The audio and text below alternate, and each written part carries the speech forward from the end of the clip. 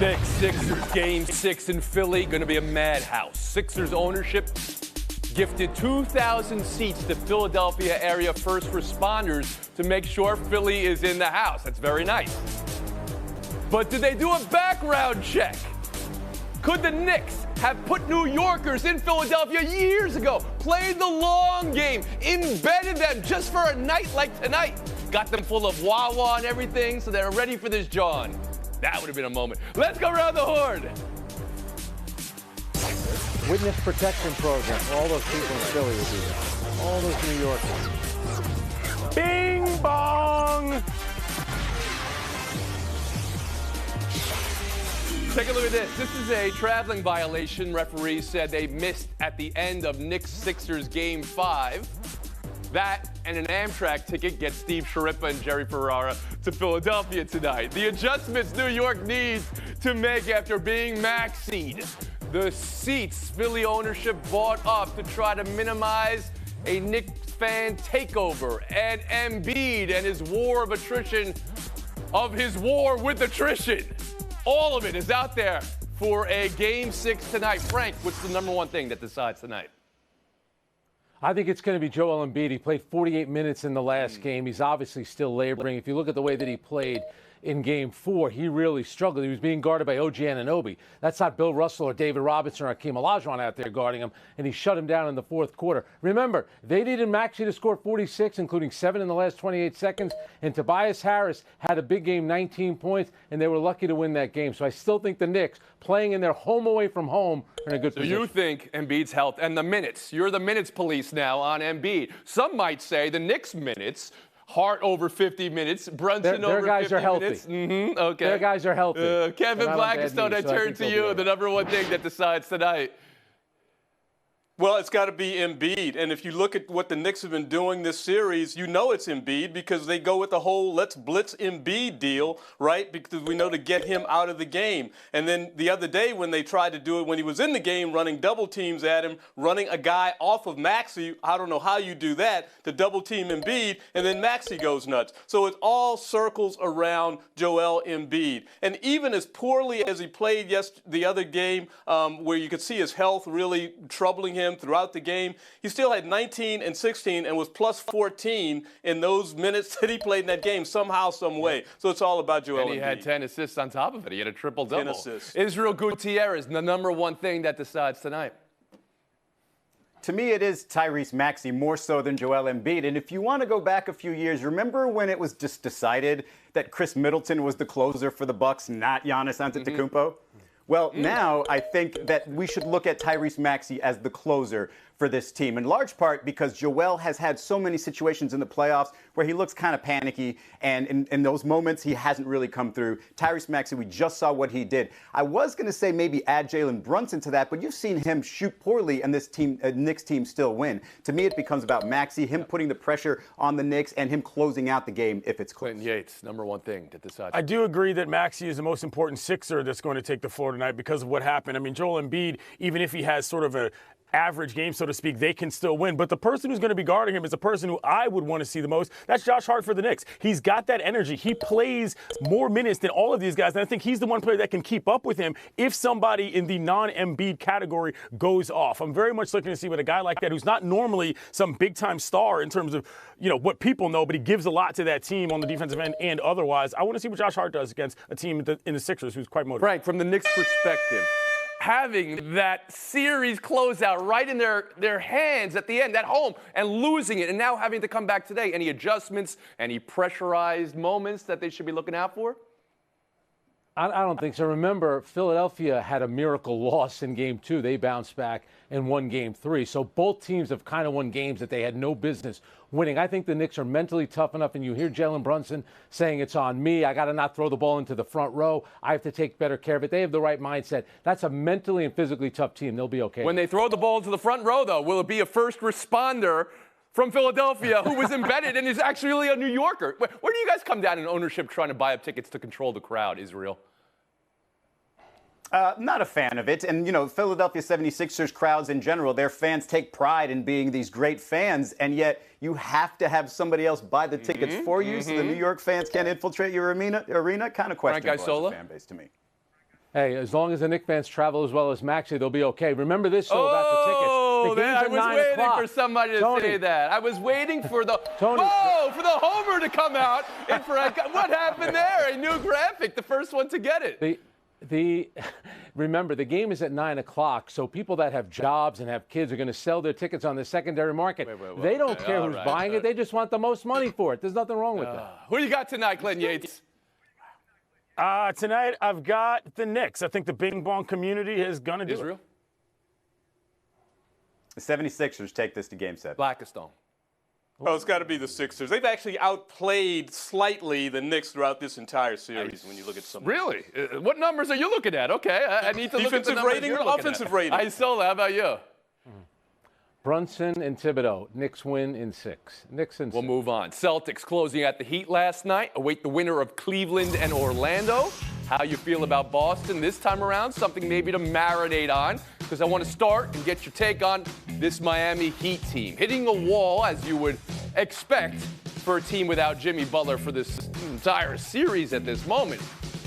But now as you look forward, Israel, towards this summer, and free agency for Butler, whether there's a maximum deal going there, and what's another play they can bring in around the horn to Miami's future. Israel Gutierrez. Yeah, well, with Jimmy Butler, he is looking for an extension to his deal, even though he's not going to be a free agent, for a 2-year extension reportedly. And there is some question there whether Miami's willing to pay about $50 million for 2 more years of this level of Jimmy Butler, but it's more than likely going to get settled. Also, Bam Adebayo is not going to be traded. He is not going anywhere, probably the best defensive player in the league. The Heat's going to look at this, as they have been the whole time, saying, we just have to find the right piece to add to that. And they've been trying, and they have been in worse positions in the past. There will be in a better position this offseason to potentially bring in a Donovan Mitchell, let's say, or maybe talking to Phoenix about maybe if they break that up, trying to bring a piece to Miami. But they're not really in the mode of really tearing everything down. You look at the team that just beat them. The Boston Celtics were told year after year, hey, break those 2 up. That's not a pair that's going to win anything. And look what they did. They found the right pieces around them. I think this year, especially toward the end, can be looked at a bit of a throwaway with Jimmy Butler not being healthy for much of the year and then getting the season-ending injury. But I do think that they believe that at the core, with Jimmy and Bam, they can build around and bring one more offensive sort of just a better offensive piece that they So can it doesn't sound like you think win. rebuild, you think reload. Clinton Yates, how about you for Miami Heat? Yeah. I would agree with that. The reload factor is difficult, though. I do think it's tough to say that with Jimmy Butler as the best player on your team as constituted, you're going to win a title. But my question is, who are you going to get? It's not like there's all sorts of superstars that are just out there on the free agent market that are either proven uninjured or not on the wrong side of the hill, if you will, in terms of age. And that's the difficult part. I mean, I think of guys like, I don't know, DeRozan, maybe Anunoby from the Knicks. But the question of how you build is as important as whether or not you build. And that's what's going to be Pat Riley's biggest challenge with this squad that is already pretty decent. It's a franchise that always felt comfortable saying, you know what, we're available free agent, come to us. They haven't been able to land those guys recently, Frank. How should they work it this summer? Well, if you think about it, they've gone 2-8 in their last 10 playoff games, and that's against the best, the Denver Nuggets, and now this season against the Boston Celtics. But what you love about Pat Riley, Eric Spoelstra, and that crew, that's how they want to be judged. So they know they have a long way to go, but I kind of agree with Izzy. My big thing is that a lot of the players increased their value this year. Jovic certainly did. Jaime Jaquez, they do have the 15th overall pick. Pat Riley always thinks about championship, and he'll be more committed than ever to do that. I would think the key guy here could be Tyler Hero. I watch Miami Heat. I hear all about Heat culture. He doesn't look like that guy. He doesn't really play a lot of defense. He takes some crazy shots. So, again, remember, he was going to get moved for Damian Lillard. I could see Tyler Hero being the guy that So this is the summer then they moved Tyler Hero. Have they been able to pull that off the last couple of summers? Have they had an inflated view of who he is, Kevin Blackistone? Around the horn to you. Well, I like Tyler Hero, but one of the problems with Tyler Hero is one of the problems with the Miami Heat. Hurt. He's injured. You just look at how many injuries they had this year going into the playoffs. You look at how many injuries they had all this year. You talk about Jimmy Butler. We all love Jimmy Butler. You all want Jimmy Butler to be your teammate. But Jimmy Butler was hurt. He's about to be 35 years old. He's not going to get any better quickly. So I think they have a whole lot of problems. The only person I would tie my anchor to on that team is Bam Adebayo. But then I think you really have to rethink the way you're going forward with this team. It's hard for me to think that you can be patient with a veteran team like that with those injuries as opposed to with a young team where you really have a deep young roster. This is not one that I would be comfortable with being Israel, I'll patient. go back to you for the last word. Yeah, it's difficult with Tyler Hero given the role he has to play. It kept moving around. It also depended on who was healthy and who wasn't. Is he the point guard? Is he the two guard? I think in a more settled, consistent role, he is a fringe all-star type of player. It just doesn't seem like, as Frank said, maybe it's not with the Miami Heat. Maybe this organization isn't the perfect match for him. But in terms of his as a player, he does have Oh, you're building up that value. Well, if you were, what would that mean? Whoa, look at this. Here it is again. Yeah. New graphic day on Around the Horn. I'm a fan of that. Let's just give it to everybody and take a break right here by yourself on the other side. Homer, the first sports writer. Welcome back to Around the Horn, coming to you from the Seaport. Brought to you by Grey Goose. Toronto Maple Leafs facing elimination. Morning skate today. Austin Matthews was out there with the team. But by afternoon, for the second straight game, ruled out. Reporting here has been quiet and respectful of Matthews' privacy. It's been called an ongoing illness that gets exacerbated when he plays. Maple Leafs Bruins Game 6 again. Toronto was able to win Game 5, stave off elimination. Can they do it again tonight? Clinton Yates, Around the Horn to you. I think so. Nerves are creeping in Boston. Let's not forget that last year when they lost to Izzy's Panthers, they blew a 3-1 lead then as well. So this is not completely out of the question in terms of recent years. I think this is a big night for Max Domi, but I do think it's encouraging to see that Austin is still skating because the Leafs believe that they're going to continue this series. Israel Gutierrez. They definitely still can win this, and it's all about the start. Just like in Game 5, they got off to a hot start. They won 16 of the 20 faceoffs in the first period. They outshot Boston 12-2. You start doing that in this Game 6 and get off to an early lead, all that fear of failure is going to come right back to Boston. So I do think Toronto can do that. It just comes down to the start. Toronto, not exactly a franchise known for having a fear of victory, though. Kevin Blackistone, to you. Different. Yeah, I'm looking at their glass half empty. I mean, the last time they won at home on their ice was Game 2 of the first series a year ago, so that doesn't even matter. And without Austin Matthews, really only had one good game in this whole series. They've just struggled. I just don't see it happening. Frank Isola. 6 straight losses at home by the Maple Leafs in the playoffs. Meanwhile, the Bruins have lost 5 straight series-clinching games, which is hard to believe. I think the biggest thing for the Maple Leafs, the leading goal scorer is not available. The league's leading goal scorer isn't available. They've only scored 5 goals the last 3 games. I think Boston is in a pretty good position. Buy or sell, too. Phoenix Suns owner Matt Ishbia saying the sun is not blowing up. He says 26 of 29 other GMs would trade their whole team for the Suns roster. So no rebuild for this program. James Jones, by the way, said the plan this summer is to maximize Kevin Durant because no one's ever been able to do that before. Israel, what do you buy? What do you sell? I mean, I'm selling the whole thing by Ishbia there. It sounds like he's just putting it all on the coach, but I don't think this is a situation where they have to just blow it up. I do think Kevin Durant's got to be at a point where he says, hey, some stability, please. A couple of years of the same teammates, please. Even though internally it might not be a great organization right now, he's got to be able to pull that basketball talent together somehow. So no, I don't think they blow things up, although I don't think 26 other GMs are salivating and saying, hey, I'll switch rosters with you. Kevin Blackistone. I'll call Michael Winger with the Wizards and see what he has to say about that trade. But I think the Suns are just stuck. Ishbia is stuck. I don't know what you do. And I thought it was interesting at the end of their last game, Devin Booker in his post-game interview basically sounded as if he was resigned to the fact that this roster was a roster he was going to have to play with again next season. And I think that's really the possibility. Frank Isola? He said the house isn't on fire. It's like there's a fire in the walls and they don't know about it. They talk like they came this close to winning a championship. You were swept in the first round. And then he's brought, we got Kevin Durant for 4 more years. We got Bradley Beal 3 more years. Yeah, that's the problem. And it's not like they're going to get better. They're getting older. Except for, as Kevin said, Washington, not a lot of teams are going to trade their rosters with Philadelphia. With Phoenix. No way. Oh, so you don't believe it's 26 of 29. You believe it's 1 of 29. That's why. Clinton Yates, Around the Horn to you. I don't know what world Ishbia is living in. This extends well beyond him as well. Devin Booker's had 6 head coaches in 9 seasons. They didn't win a game in the first round. The house is banks are on fire, and they've got big problems. I am stunned by this apparent lack of understanding of what happens in the league around him and trying to gaslight everybody into thinking that it's not a huge issue when you're paying Bradley Beal $50 million at a time to laugh after press conferences when they get swept. No trade this guy's clause, no idea too. what's going on. And he's got a no trade clause. Buy or sell 3.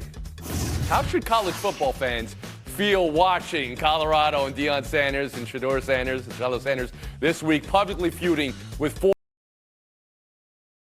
former players and teammates? You're looking at the tweets right here. You know this story, KB. Is this good drama? Is this bad drama?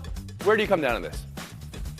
It's bad drama. It's bad theater. Look, I can no longer valorize, and I haven't, Deion Sanders' approach to college football.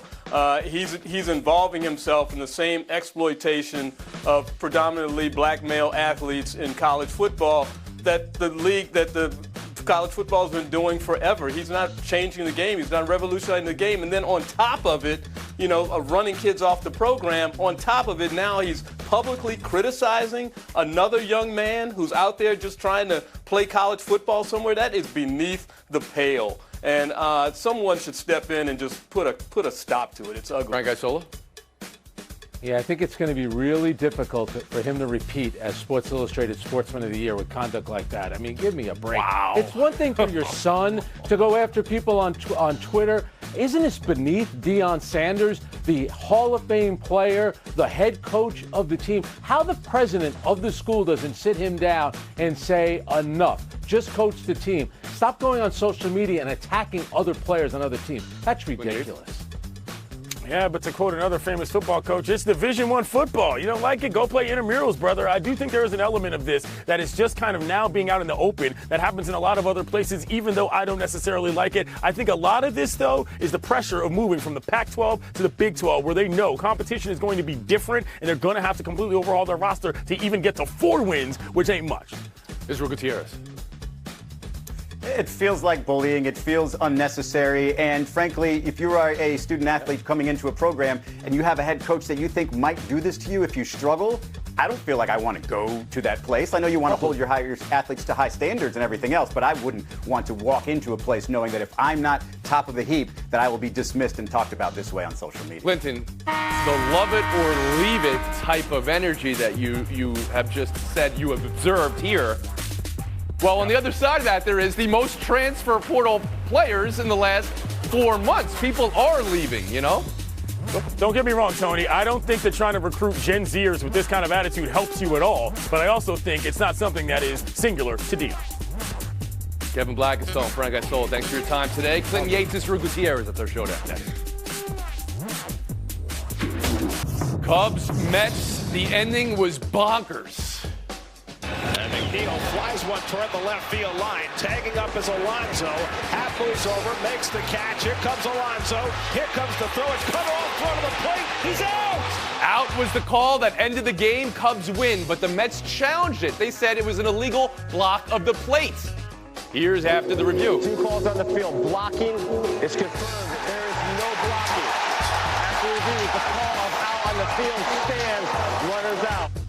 So, a little bit confusing there. The Mets fans thought for a second the blocking was confirmed. The blocking was confirmed to be not blocking. And then the call on the field was that, look at that. Alonso's hand was up just a little bit over the plate, hovering over the plate, and then he was tagged. So we had out at the plate, standing, Cubs win. Clinton, did the Mets get robbed?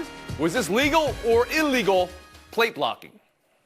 I think the Mets did get robbed, and I don't think it had to do with the plate blocking. I just think Blue had the wrong point of view and made the wrong call to begin with. There's no way that he saw that hand pop up off the ground, and it even looked like still he might have gotten it down before the tag happened, which is what the umpire was looking at. Great relay, though, to get the guy.